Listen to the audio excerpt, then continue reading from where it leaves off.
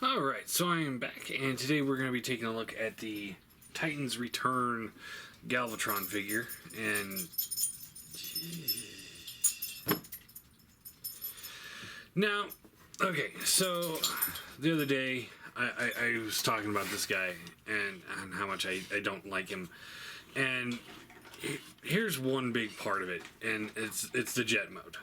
And the jet mode really, I think, hinders the rest of the figure.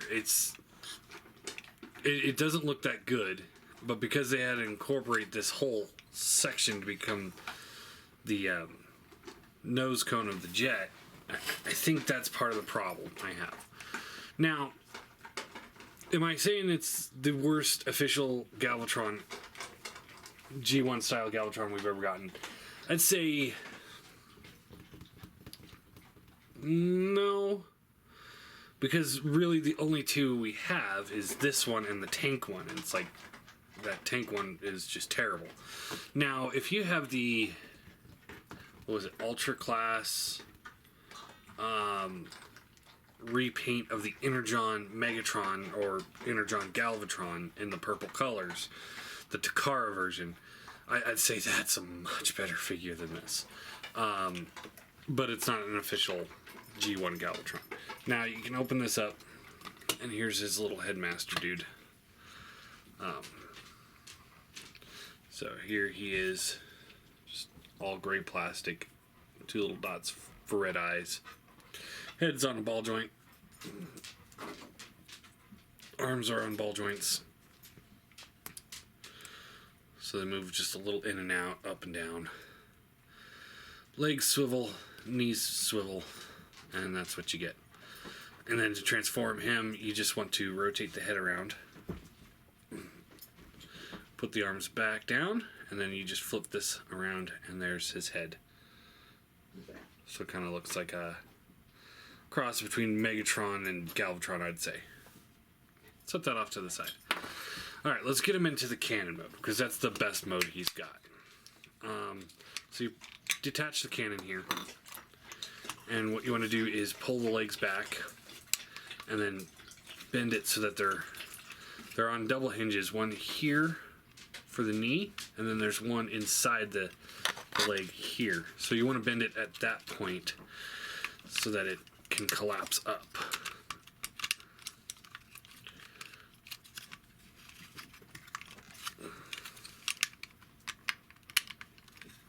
And then there's a little clip tab right there.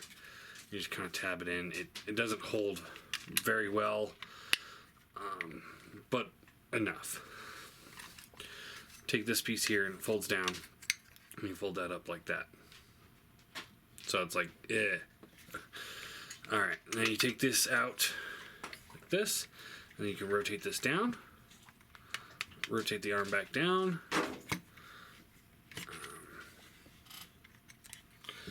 this, and then you can flip this down, and those are the treads. Same thing over here. These things keep popping off on me. Put that back on later. Rotate this down, and there's essentially the cannon mode. What you want to do here is you flip this piece here all the way up. This comes down. Take this plug here and plugs into this hole right below the neck, just like that. And there's your cannon, and that actually looks pretty good. I won't lie. You know, that I like that. I like the look of that. It's decent. Not much really to show off there. I do, like I said, I wish this wasn't here. If this was going to be my Galvatron, I'd probably just clip that off and just be done with it. But yeah, so to transform him into bot mode, you take this off, flip this down like that, and then we set that off to the side. Then you want to take this piece here, rotate it up,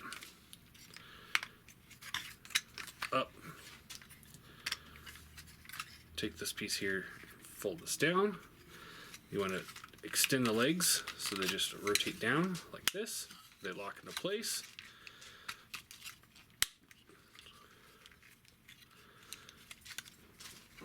rotate the waist. Then this will fold back up, just like that. Take this piece and we'll put this back on. Tie is playing in the background. Flip the feet down. This will rotate around, and then this kind of tabs in like that. Fold this piece here up. The hands come down, and you can, or arms come down, and then you can flip out the hands.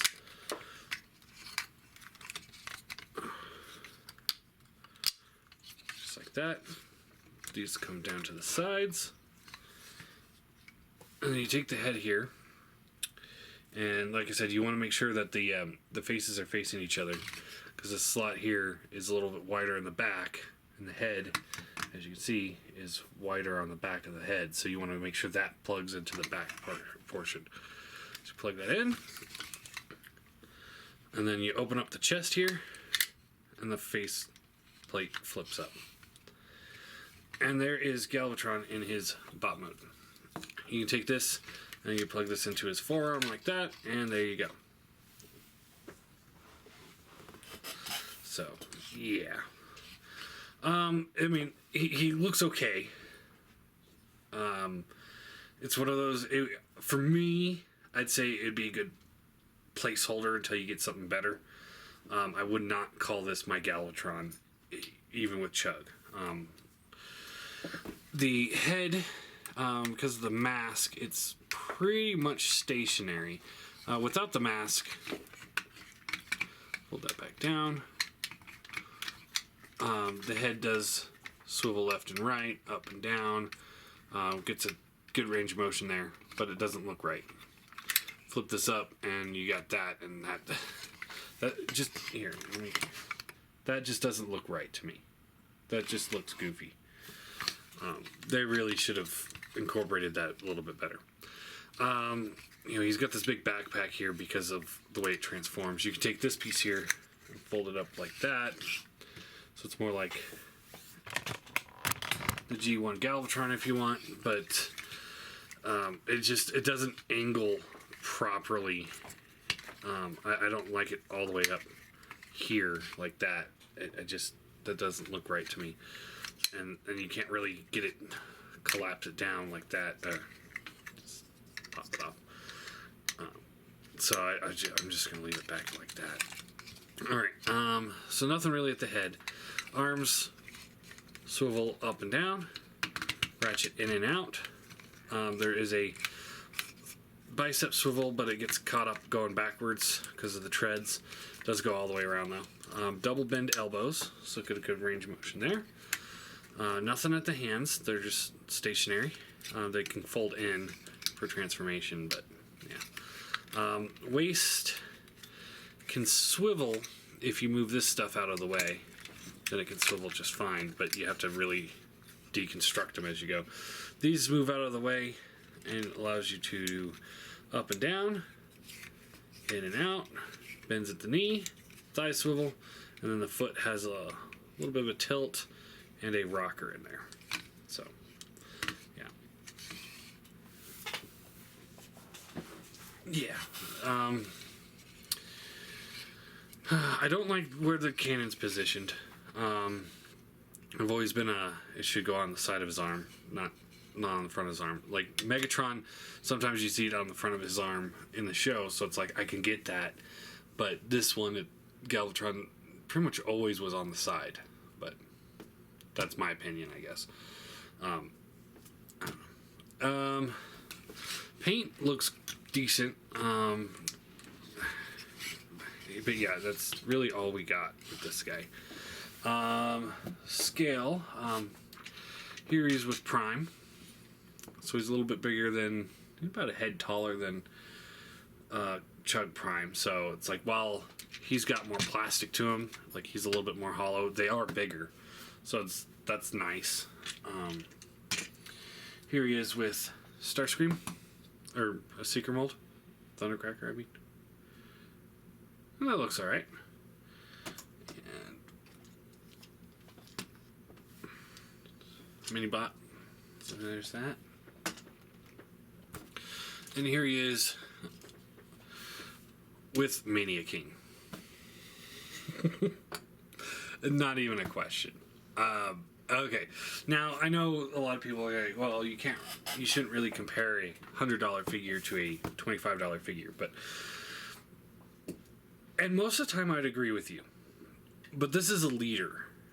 This is a very important character to the Decepticons. He's the leader of the Decepticons after Megatron, and for me, it's a no-brainer to put in a little extra money and get something high quality, as opposed to going the cheap route. Now it's like with most troops, I'd be like, oh, you know what? It's just a troop. Just get the cheaper troop figure. Like the let's say take the X-Transbot Scourge, for example. He's $150, and then the sweeps were $300 for 3, I think, something like that. And it's like, okay, it's like there, I'd be like, yeah, get the cheaper sweeps because you're troop building them. Or if it's just a random character, like Hardhead, who wasn't really in the show that much. I'm talking about the G1 cartoon show anyway, for American. He wasn't really in the show very much. So it's like, for me, spending, $150 on one of the third-party ones, it's like, or spending $15, it's a no-brainer, especially since he looks that good. But here with the leader, I think such an important character deserves a really good representation, and I don't think the Titans Return one is a good representation of the character. It's a decent representation. It's not a great representation. Now, my real issue with it, like more than just the fact that he's supposed to be Galvatron, and they could have spent a little bit more time making him look better and stuff. More than that, it's the fact that Titans Return line, of the figures that I've looked at so far, this is easily the weakest. And it's just like, you look at the Hardhead. Yeah, he's got some hollow bits and stuff. But he's such a better figure.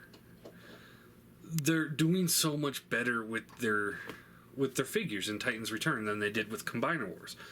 I like the level of care and such with them. I mean, this guy's a home run. The Blur's pretty close to a home run. I think the Takara one with the better paint's going to be even more of a home run with Blur. The Cyclonus or the Sweeps is good. It's not great, but it's good. And the Skull Cruncher's amazing looking. It just has some QC issues. The Blaster's amazing. The Power Master Prime is amazing. The Wheelie is good for a $10 Legends figure. I wouldn't put him in a great category. So it's just like everything else in the line is so good. So it makes me look at him a lot more objectively. Like, they could have done this much better. So yeah, that's my thoughts. So all in all, I'm gonna give him a 4 out of 10. I'd say only reason why to pick him up, in my opinion, is if you don't have Mania King yet, and you're working on getting him, and you just need a Galvatron to hold the place. Or if you're, obsessed with the Headmasters and you just got to get him for the Headmaster. Okay, I can get behind that. Or if you want, get him and take the gun here, because you can fold this up and this becomes like a seat for the Headmasters, sort of. So there's another little Headmaster toy kind of thing. That's the only reason why I'd get him. I would never. I wouldn't purchase this to be my Galvatron permanent. I can't recommend it for that. I just can't. And I know a lot of people will be like, oh well, it's cheaper than Mania King, and that's why it's a better option. It's like, well, again, like I said, it's like, is it a better option? Wouldn't it be better to spend that little bit of extra money? Like, look at the Combiner Wars Optimus Prime.